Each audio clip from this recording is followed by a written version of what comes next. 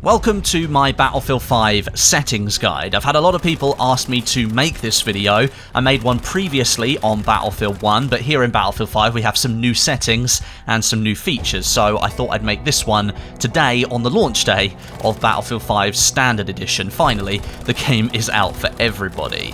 I have a couple of different options here, so you can either get the best performance out of your game and make things a little bit clearer, or if you want a little bit more visual fidelity and you don't mind sacrificing some of that performance. I wanted to make sure that I give you a couple of different options, that way you can make a choice that suits you. Just remember, these are my settings, the ones I use every day, so they might not suit you perfectly. Take some time to tweak them and see what works best for your setup.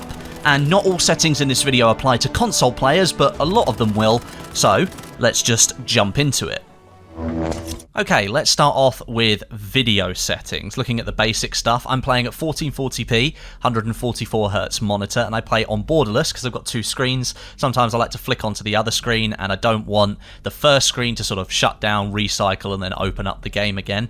I play with a field of view of 74, and I recently changed this because I'd made a mistake. In previous Battlefield games, this field of view number here was for horizontal FOV, but now it's for vertical FOV. Now you'll see over here on the right hand side that you can see a vertical value of 74 is a horizontal value of 90. So that was my old number in Battlefield 1, so now I'm playing at 74 FOV. So if you've made that mistake as well, you might want to make the change, but honestly, I didn't quite notice until somebody said, your gameplay looks a bit fish-eyed in some of your videos, and I was like, yeah, it does. I must have got the FOV wrong, and I went in and I was like, oh, it is quite wrong actually.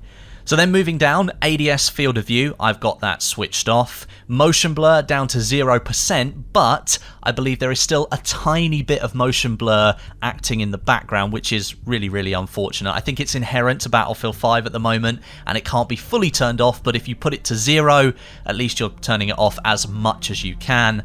And then ADS depth of field effects I have switched off. That's when you aim down sight, and some of your weapons will blur, some of the background will blur, and things like that. It's a post-processing effect, it affects your performance, so I turn that off. I don't have any custom colorblind settings. I'm quite happy with the colors that I've got in Battlefield 5 here. And then these four options, chromatic aberration, film grain, vignette, and lens distortion, these are all post-processing effects. You can actually see here, lens distortion does sort of change the way that your screen looks a little bit. So I turn all of these off, again, bumping performance, getting rid of some of that visual fluff so that I can focus on the gameplay.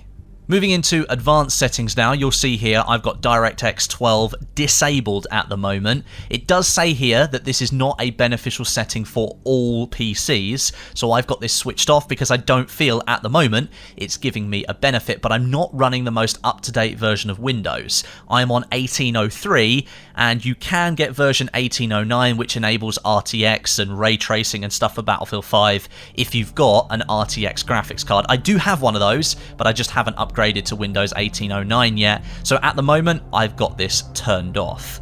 I don't have a HDR monitor, but if you do have one, set it to auto. I've got it switched off. And then for resolution scale, I simply leave that at 100%. So what happens here is if you overclock this or push it further, sort of super sampling, you're basically making your game look even more prettier and pushing a higher resolution through the resolution that you actually have. If you drop it below 100%, you're essentially telling your PC to play at a lower resolution even though you've got your screen clocked at the correct resolution. It's a bit strange, but if you push it all the way up to 200, you're going to get worse performance. If you bring it all the way down to 25, you're going to get better performance, but down here it's going to look rubbish, and up here the game's going to look really, really pretty. So let me just set that back to 100 there. Frame limiter is at 200. I could set it to 144, but because I've got vertical sync off, and the game can run at slightly higher than the refresh rate of my monitor, I've got that set to 200 as the cap. Now, future frame rendering, this is a really interesting one, and this is a PC-only thing, I think. This means with it switched to on, my game will buffer future frames, and that gives me a better visual quality overall, but I do have to deal with a little bit of input lag. If I was to turn this off, and I do have a PC that's capable of running the game with this turned off, I would have basically no input lag, but the game wouldn't look quite as good as it currently does.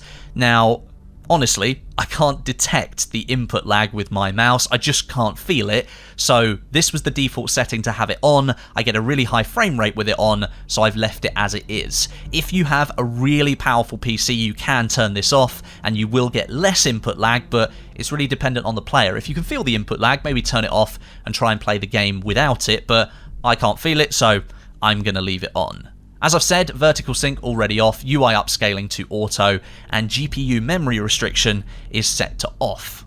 And now my custom quality settings for Battlefield 5, and well, everything's pretty much on low or off, apart from mesh quality. This I've got set to high, and basically what mesh quality does is the further something is away, it will still render something in the quality that you set this to. So you can set it to ultra if you want to, high, medium or low.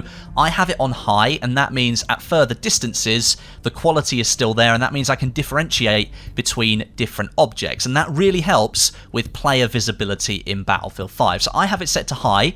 I could be running it on ultra if I wanted to, but I'm concerned about how many frames I might lose, so I've got it set to high. For me, that is absolutely fine. And now here, anti-aliasing let me say it right, anti-aliasing post-processing. This is set to low. In Battlefield 5, at the moment, you can't turn it off. You either have high or low, and that's it.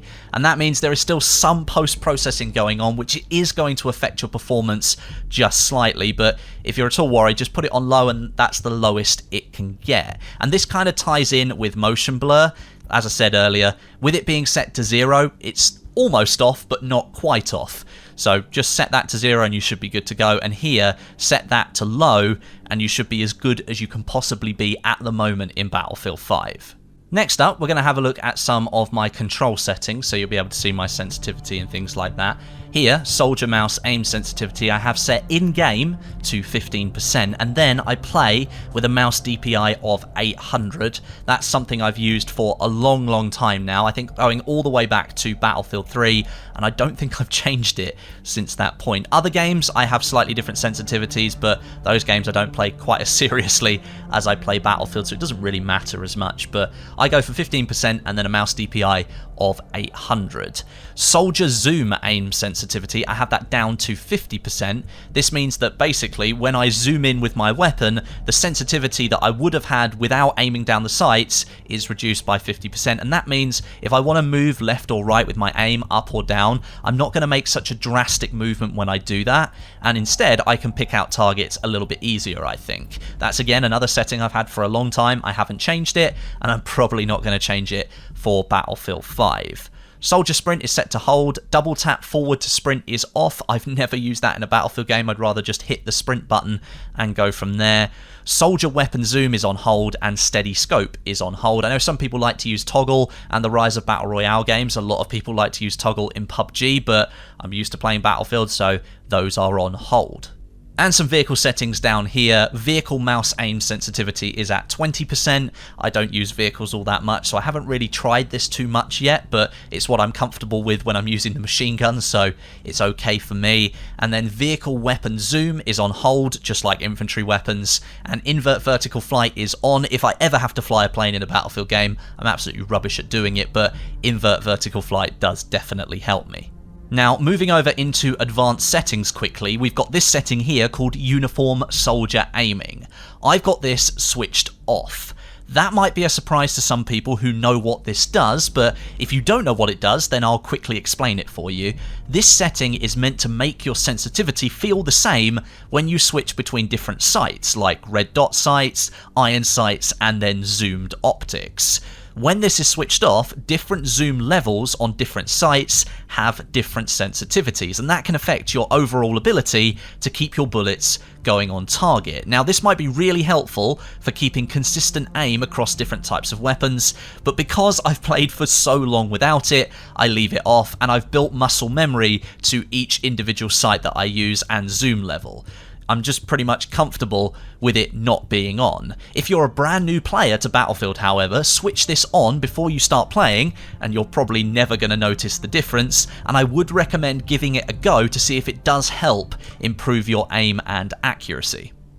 Next up, we're going to look into some gameplay settings. There's a lot of things in here, so I'll start off nice and quickly. First of all, you want the HUD on. Totally want that on. HUD motion, I have switched off. You know when you're running in Battlefield 5, and sometimes the minimap is sort of swaying from side to side, and your ammo counter is swaying from side to side, and then a grenade goes off, and your HUD just sort of goes everywhere all over the screen?